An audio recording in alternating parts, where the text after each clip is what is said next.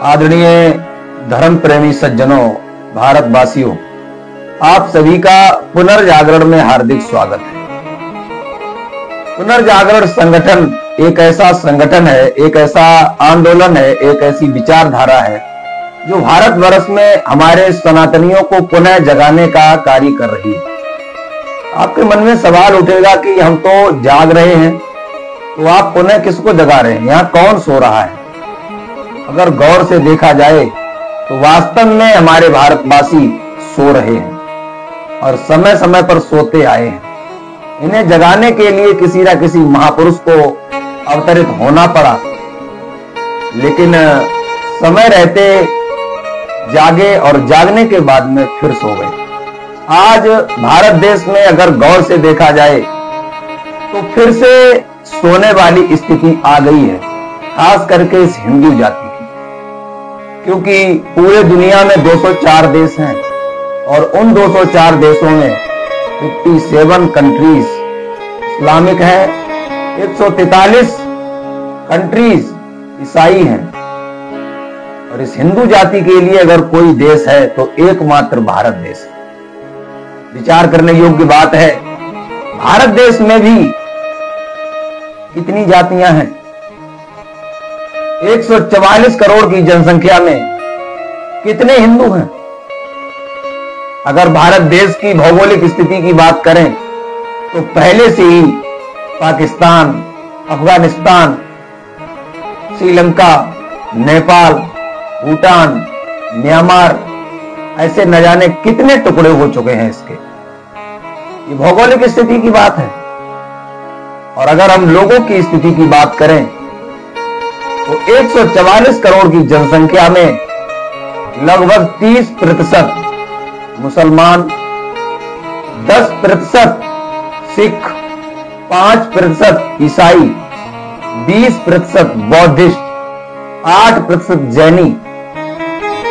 और ऐसे भी लोग हमारे यहां हैं जो कहते हैं कि मैं तो किसी को नहीं मानता, किसी धर्म का नहीं हूं मैं। आस्था विहीन, नास्तिक, वामपंथी, वामशैव, तमाम मत मतांतर पंथ हमारे ही भारत देश में है। हिंदू जाति की अगर बात करें तो हिंदू जाति में तमाम तरह की जातियां, ये लक्षण सोने के ही तो हैं। इसका परिणाम आप जानते हैं क्या होगा? परिणाम होगा नहीं, परिणाम हो रहा है। पिछले बीते दिनों में हमने देखा बांग्लादेश में जिस बर्बरता से हिंदुओं को मारा गया काफिर के नाम पर, क्या उनमें बौद्धिस्ट नहीं थे? क्या उनमें वामशैवी नहीं थे? क्या उनमें जैनी नहीं थे? क्या उनमें सिख नहीं थे? कौन नहीं था? लेकिन सो रहे थे। समय रहते वो नहीं जागे। पैसा कमाना, खाना, गाड़ी घोड़ा, बंगले बनाना, क्या उनके काम आया? बड़ी बड़ी गाड़ियों में आग लगा दी गई, बड़े बड़े बंगले उजाड़ दिए गए, दुकानों में आग लगा दी गई, मां बहन बेटियों की इज्जत लूटी गई। ये बांग्लादेश की बात है। लेकिन अभी की स्थिति में अगर देखें तो महाराष्ट्र में नागपुर देख लो, मणिपुर देख लो, कश्मीर से हिंदुओं का पलायन देख लो, और अब तो पश्चिम बंगाल से वक्फ बोर्ड के खिलाफ में आकर के हमारे 500, गिनती 500 की है, लेकिन पता नहीं कितने हिंदू वहां से पलायन कर रहे हैं। दिल्ली के सलीमपुर से पलायन कर रहे हैं। एक तो भौगोलिक स्थिति जो हमने आपको बताई, पूरे दुनिया में हमारी कितनी औकात है, और उस औकात में भी हम सेफ नहीं है। क्यों? क्योंकि हम सो रहे हैं, हम सिद्धांतों से भिन्न हैं, सिद्धांतों से दूर हैं। हमें धर्म के बारे में पता नहीं है, हमें कर्म के बारे में पता नहीं है। हम अपने बच्चों को कभी भी सिद्धांत की शिक्षा नहीं देते, संस्कार नहीं सिखाते, और कहते हैं हमारा धर्म मजबूत नहीं है। मजबूत होगा कैसे? किसी का धर्म, किसी का पंथ तभी मजबूत बनता है जब वो अपनी आने वाली पीढ़ी को अपने धर्म की शिक्षा विरासत में देता है। जैसे मौलवियों द्वारा इस्लाम विरासत में दिया जा रहा है उनके बच्चों को, पादरियों द्वारा ईसाईयत विरासत में दी जा रही है उनके बच्चों को, लेकिन हिंदुओं के बच्चों को क्या परोसा जा रहा है? हिंदुओं के बच्चों को इंग्लिश मीडियम के स्कूल में आप सब समझ रहे हैं क्या परोसा जा रहा है। और वो 5G जनरेशन के बच्चे जो निकल रहे हैं वो इंस्टाग्राम पे नंगा नाच कर रहे हैं एक एक फॉलोअर के लिए, एक एक लाइक के लिए। क्या इनसे धर्म की रक्षा होगी? धर्म कहता है धर्मो रक्षति रक्षता, तू मेरी रक्षा करेगा तभी मैं तेरी रक्षा करूंगा। लेकिन सो रहे सेकुलरवादी ये कभी रक्षा नहीं कर पाएंगे, ये पलायन ही करते रहेंगे, भागते ही रहेंगे। इन्हें शस्त्र और शास्त्र कभी पढ़ाया सिखाया नहीं गया, तो ये धर्म की रक्षा क्या खाक करेंगे? धर्म बचता है दो चीजों से, शस्त्र और शास्त्र। जहां शस्त्र बल नहीं शास्त्र पछताते बार होते हैं। ऋषि मुनियों के हवन यज्ञ तभी पूरे होते हैं जब रक्षा में स्वयं धनुर्धर राम खड़े होते हैं। शास्त्र पढ़ना छोड़ देंगे तो धर्म नष्ट हो जाएगा, धर्म को जानेगा कौन? और शस्त्र नहीं उठाएंगे तो राष्ट्र, मानवता, अशांति, आप सब समझ रहे हैं। लेकिन हमने तो अपनी परंपरा में से शस्त्र और शास्त्र दोनों को किनारे कर दिया। हमारे हाथों में ये बड़े बड़े फोन आ गए, हमारे दिलों में आजकल के तथाकथित हीरो जो नंगा नाच सिखाते हैं वो आ गए। हमारी युवा पीढ़ी का चारित्रिक पतन हो रहा है। हमारी युवा पीढ़ी तो जीते जी सो रही है, जीते जी मरी हुई है। और कुछ लोग बड़े चालाक बनते हैं कि हम सेकुलर हैं, वो सेकुलर होते हुए भी एक ना एक पंथ को मानते हैं। सेकुलर की आड़ में वो ईसाइयत को या इस्लाम को मान रहे होते हैं। ये चालाक लोगों की कमी नहीं है इस दुनिया में। और जब उनपे तलवार चलती है तो याद आती है उनको भी। लेकिन याद रखना, आज नहीं जागे तो कल को अपनी पीढ़ी को क्या जवाब दोगे? अपनी पीढ़ी को विरासत में धन दौलत दे रहे हो, अपनी पीढ़ी को विरासत में धर्म भी दो। क्योंकि हम प्रार्थनाएं भी पढ़ते हैं, जिस देश जाति में जन्म लिया उस देश बलिदान उसी पर हो जावे। जाति अर्थात धर्म। और धर्म क्या है? धर्म एक धारती, जिसे धारण किया जा सके वही धर्म है। धर्म एक ही है, सत्य सनातन वैदिक धर्म। शाश्वत है, पुरातन है, नूतन भी है। अन्य जो चल रहे हैं वो मत, पंथ, मजहब है। लेकिन देखिए तो गौर से, उन लोगों में कट्टरता देखिए, उनके नियमों को देखिए।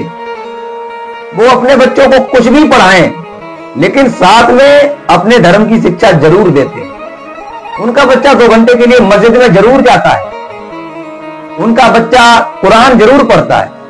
लेकिन हिंदुओं का बच्चा, उसे न भागवत का पता है, न वेद का पता है, न शास्त्रों का पता है। विचार करके देखो, हम सो नहीं रहे हैं तो क्या कर रहे हैं? इन तमाम समस्याओं का समाधान केवल एक ही है, जिसका नाम है पुनर्जागरण। सनातन धर्म बचाना है, पुनर्जागरण लाना है। अगर हम पुनः नहीं जागे और जाग करके हमने शास्त्र और शास्त्रों को नहीं उठाया तो निश्चित तौर पर सनातन समाप्त हो जाएगा। कड़वी बात है ये।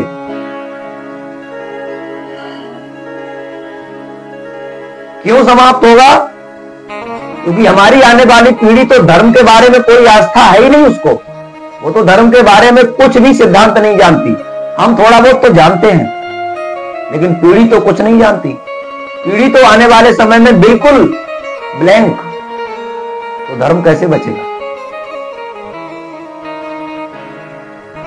अगर हम चाहते हैं कि हमारा सनातन यूं ही फलता फूलता रहे, तो अपने बच्चों को सनातन धर्म की शिक्षा से जोड़ दो, स्वयं को सनातन की शिक्षा से जोड़ दो, विद्या से जोड़ दो।